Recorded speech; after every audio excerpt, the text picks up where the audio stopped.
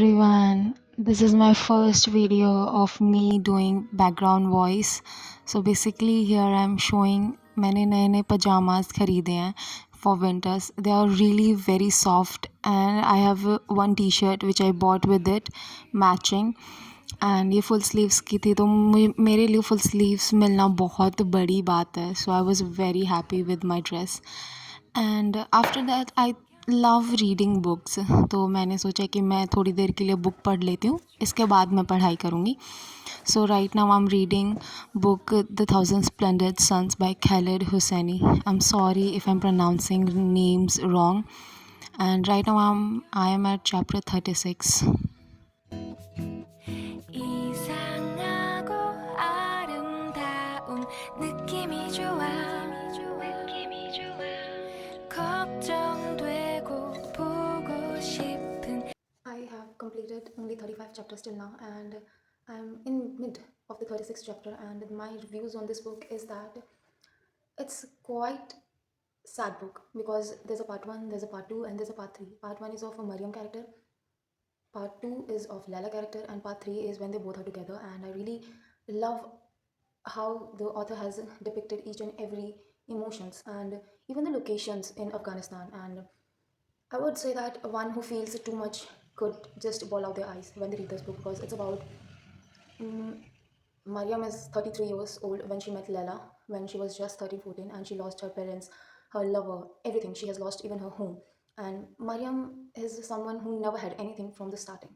She has just her mother, whom she lost because of her own, which I don't think is her own, but she thinks in the book that she lost her mother because of her own stupid reason. And I kind of love this book because I'm actually hooked. I never want to put aside this book, but I have to for my studies. And so I would say that you should read. It's actually quite good, and it's actually sad because these both women don't have anything. They're together because of they have same husband. That's so sad of our society and patriarchal society, I think. That's what I want to say about this book. I mean, I have a lot to say about this book, but couldn't be completed in just few minutes. So I would just say that you should read this book, and this is a very sad. I like reviewing the books जो मैं पढ़ती हूँ. तो मैंने सोचा कि मैं अब कभी भी कोई भी बुक पढ़ूँगी ना तो मैं उसको आप अपनी वीडियोज़ में रिव्यू करूँगी.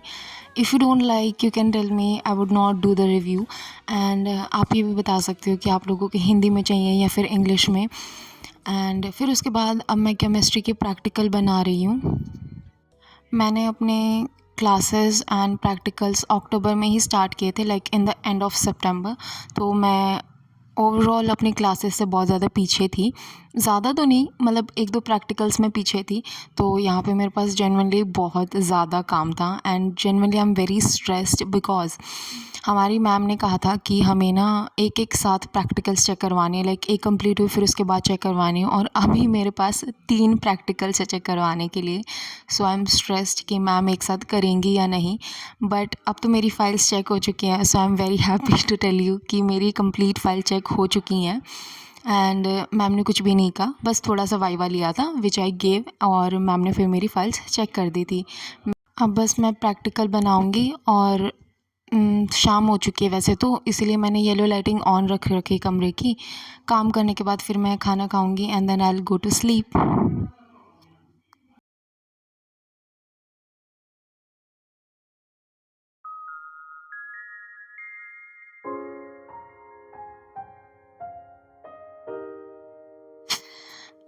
गाइज़ यहाँ पे मैं अपनी फेवरेट वैफ़ीज़ खा रही हूँ पाइनएप्पल फ्लेवर में, and I really like them.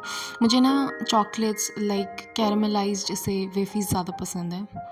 And वैसे बाहर मौसम मेरे को ऐसा लग रहा था अंधेरा है, बट बाहर इवनिंग ही हुई थी.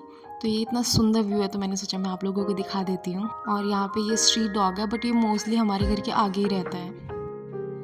इट्स द नेक्स्ट डे और मैं सुबह के 6 बजे कॉलेज के लिए जा रही थी, मतलब मैं बस स्टैंड जा रही थी. और अभी भी जैसे चाँद दिख रहा था. वैसे तो व्यू ना रियलिटी में जेन्युइनली बहुत ज़्यादा सुंदर लग रहा था. एंड ये सही बात है कि कैमरा डोंट डू जस्टिस. ये मेरी आउटफिट था जो कि मैं अच्छे से नहीं दिखा पा रही थी क्योंकि मैं अकेले ही शूट कर रही थी. और ये रास्ता था जो मैं आपको दिखाना चाहती थी कि मैं मतलब इतने ब्यूटीफुल व्यू को देखते देखते जाती हूँ ना, तो मुझे बहुत खुशी होती है इन द मॉर्निंग। आप बहुत फ्रेश फील करते हो। It gives me vibe of morning walk. I feel really happy.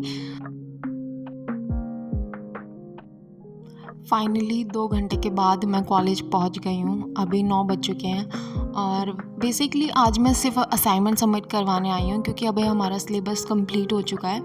तो अब हम जब भी आते हैं ना, तो सिर्फ असाइनमेंट सबमिट करवाने आते हैं। और this is the view like starting का हमारे कॉलेज का। और अभी मैं अपनी क्लास में जा रही हूँ from the stairs for sure, क्योंकि ऑब्वियसली फर्स्ट फ्लोर पे है। तो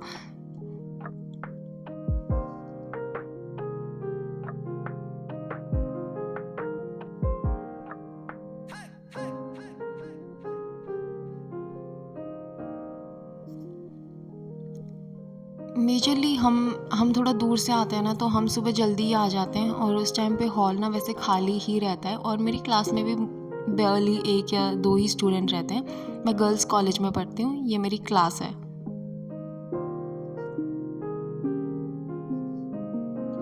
मेरे अभी ना इंट्रो बनाना रहता है। मेरा जो असाइनमेंट था, मैंने उसका ना इंट्रो का 2 पेजेस रहते हैं, मैंने वो नहीं बनाए, तो अभी मैं वो बनाने वाली हूँ। और जैसे यहाँ पे बाय लिखा है, तो मैं बीच का आपको नहीं दिखा पाई क्लासेस में शूट करना, बिकॉज इट्स नॉट अलाउड। तो मुझे कहीं डर था कि मेरा फ़ोन छीन ना ले।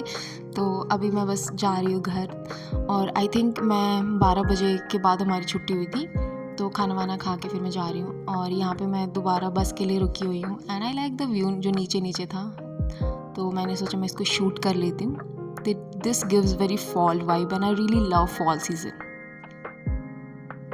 This is my best friend. Finally मैं गांव भी आ चुकी हूँ और अब मैं घर जा रही हूँ। और आज ना हमारे कॉलेज के आगे थोड़े इयररिंग्स थे, तो मैंने सोचा मैं ख़रीद लेती हूँ। These are very beautiful. ये मोर का डिज़ाइन है और मुझे ऐसे डेंटी इयररिंग्स बहुत सुंदर लगते हैं, ऑक्सीडाइज्ड। मैं 2 लेकर आई हूँ, एक ये और एक ये सेकेंड वाला। ये भी बहुत छोटा छोटा है और we can wear it on any day. मतलब कॉलेज में भी पहन सकते हो on the simple day when you don't want to wear anything fancy. सो मुझे बहुत अच्छे लगे। Thank you for watching.